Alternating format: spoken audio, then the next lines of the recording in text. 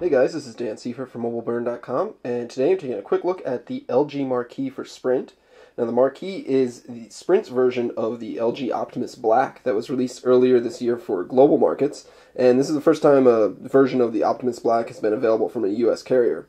Now hardware-wise it's very similar to the Optimus Black that was released earlier, but software-wise it's very different. Instead of running LG's custom user interface on top of Android 2.2, here we've got Android 2.3 Gingerbread with Sprint's ID system, which offers a very stock Gingerbread type of experience.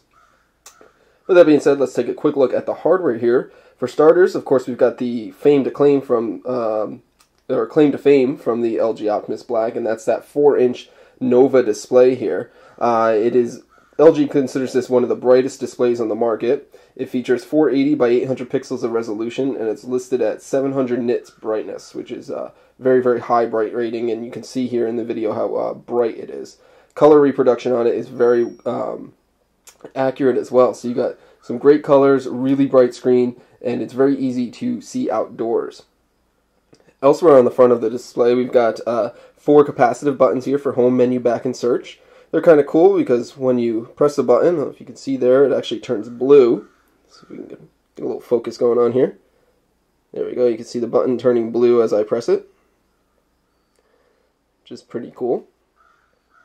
Up above the screen, we've got a 2 megapixel front-facing camera and some light sensors and your earpiece. This phone does not have a notification light, unfortunately, but there you go.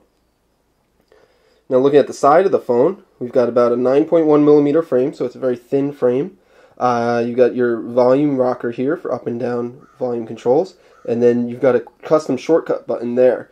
Now on the Optimus Black, this behaved as a gesture button, so you could hold the button down and perform some gesture actions. However, the Marquee does not support that.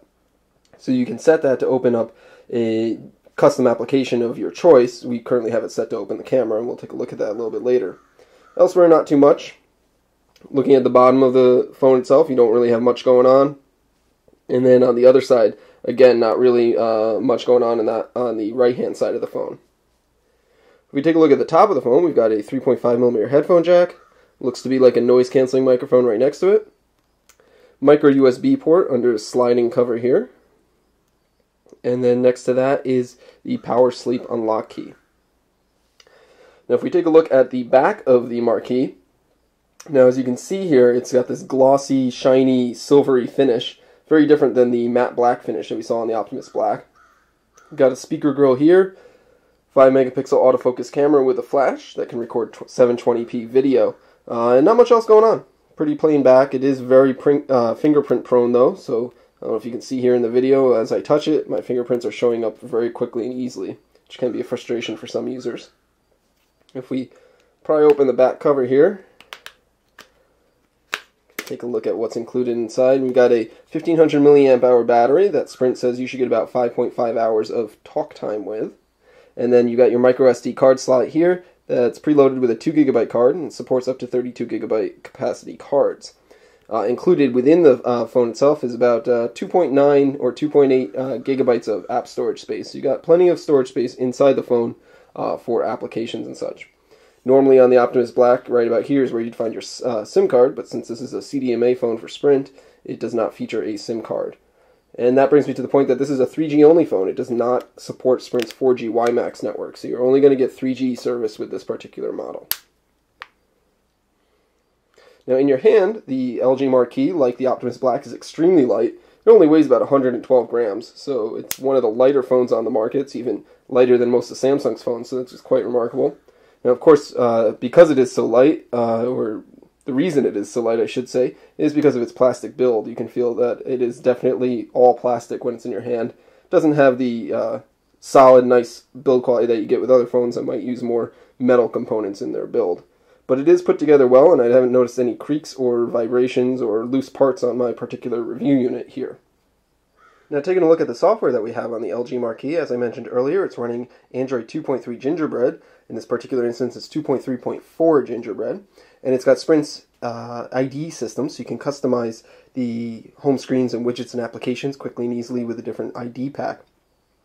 Aside from that ID button there on the right-hand side of the dock, there really isn't too much customization going on to Android 2.3 Gingerbread.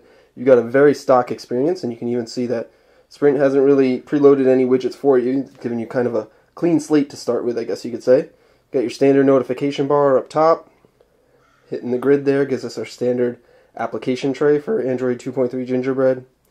You can hold the dots down to access the various home screens quickly with one tap. So there you go. It's a very stock experience, I guess you could say. If you've used the Google Nexus S or any other phone that runs stock Gingerbread, you're going to have largely the same experience here on the Marquee. Now, as you can see, as I pan through things and do open things up, it is pretty swift and snappy. There isn't much lag in the interface because there isn't much animations or extra added bits from LG in there, unlike what we saw on the Optimus Black that had an entirely different custom interface. It is powered by a 1 GHz processor, and it's got 512 megabytes of RAM, so you do have pretty sizable or pretty fast specifications for processing and RAM that we see today. Everything else on it is pretty stock. We've got your standard Android 2.3 email client here. It supports formatted text there, so you got different formatting and colors.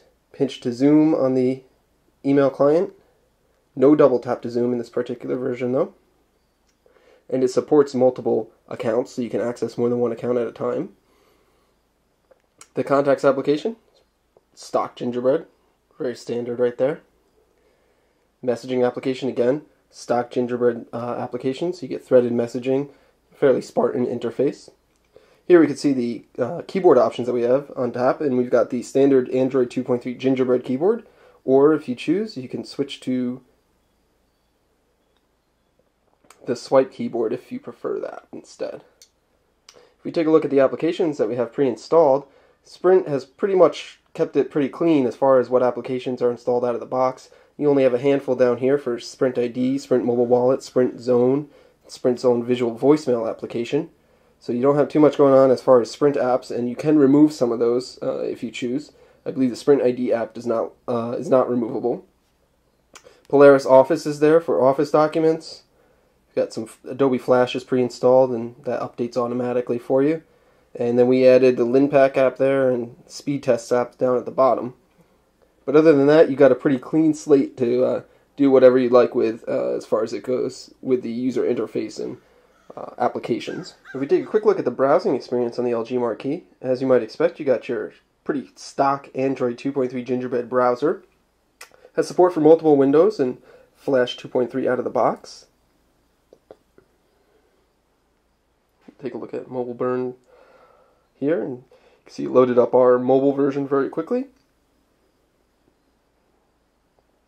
And here it's loading our full website, and you can see the Flash ads are coming in and the embedded video there.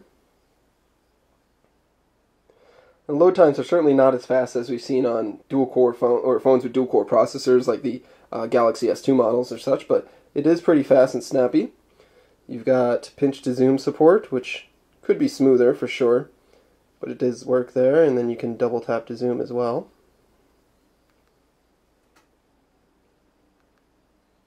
There we go. The browser supports landscape mode, of course. And let's see if it will cooperate and let us play an embedded video here.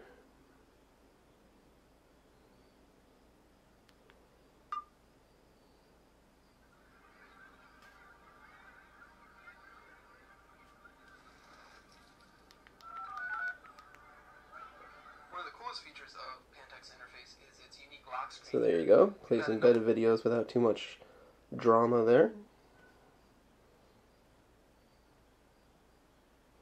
So one of the hallmark things with the LG Marquee and the Optimus Black is the 700 nit Nova display here. And since it's really bright outside right now, I decided to take it outside and see if I could see it under direct sunlight. And I'm not sure if you can really see in the video the effect, but I'm having no trouble viewing this in direct sunlight, which is quite amazing. Most cell phone displays become unreadable in direct sunlight and are almost impossible to use, but with the Nova display on the LG Marquee here, I have no trouble seeing everything clear as day, and I have no problems or anything using the phone itself, so it's pretty cool. If we take a peek at the camera that we've got on the LG Marquee, we can launch it with the side shortcut button here. So if you press that down for a moment, you'll feel the phone vibrate, and then it will launch the camera application. Now the camera app is pretty standard affair, something we certainly have seen before with other Android 2.3 phones. You can't autofocus by tapping the screen, however it will autofocus if you hold the shutter key down. It will autofocus, and then you can lift up your finger and it will snap the picture. If the focus isn't to your liking, you can slide your finger off and then refocus. Now you can also use the shortcut button at the bottom to do the same thing. So if you press that, it will autofocus, and if you let go, it will go ahead and snap the picture. Now up here you can view your photo once it's taken.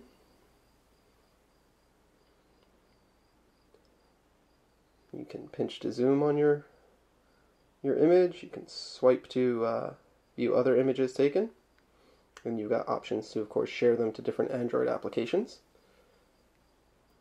If we go back to our camera interface here, you've got toggles for settings. You can choose your various focus modes. You've got auto, infinity, macro, or fixed focus, which is pretty cool. You've got a bunch of different scene modes, image quality settings, 5 megapixels being the highest, super fine picture qualities. You can do different color effects as well, and you actually have control over your ISO, which is a rare thing that you don't see too often on mobile phones. You can turn on and off your location settings there. You can adjust your white balance, adjust your flash settings.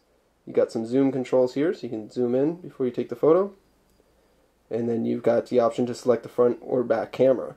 Now, the front camera is a 2 megapixel unit, so there you go. You can do self-portraits with the front camera. And switch back to the rear camera there.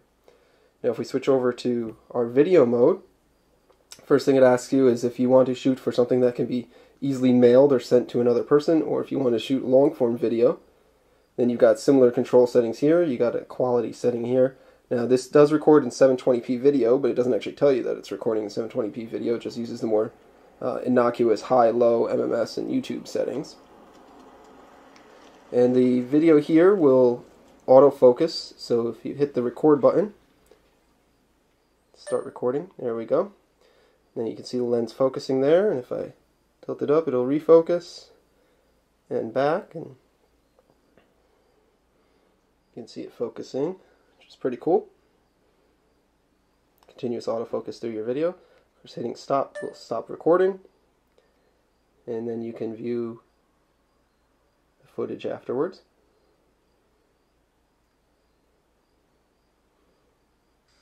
Now you can see the lens focusing there, and if I tilt it up, it'll refocus and back. You can see it focusing, which is pretty cool. So there you go. So there you have it. That's a real quick look at the LG Marquee for Sprint. The LG Marquee being the US or American version of the Optimus Black that was released earlier this year for global markets. Very similar hardware as far as that goes between the LG Optimus Black and the Marquee. So you've got that 4-inch Nova display, which is a great bright display with awesome color reproduction. And then you got a 1 gigahertz processor and 512 megabytes of RAM. The differences being, this is now running Android 2.3.4 Gingerbread, and instead of LG's custom interface, we've got Sprint's ID system on here with a fairly stock interpretation of Android 2.3. This phone is very light in your hands at only 112 grams, but it does have a fairly plasticky feel. The back is home to a 5 megapixel camera with autofocus into flash and 720p video capture, and the front is home to a 2 megapixel camera unit. This is a 3G only phone, so it does not support Sprint's 4G WiMAX network, but it can use it wherever Sprint 3G coverage is available. You can pick this up now for Sprint for about $99.99 with a new 2-year agreement. So there you have it. It's the LG Marquee for Sprint. This is Dan Seifert from mobileburn.com. Thanks, guys.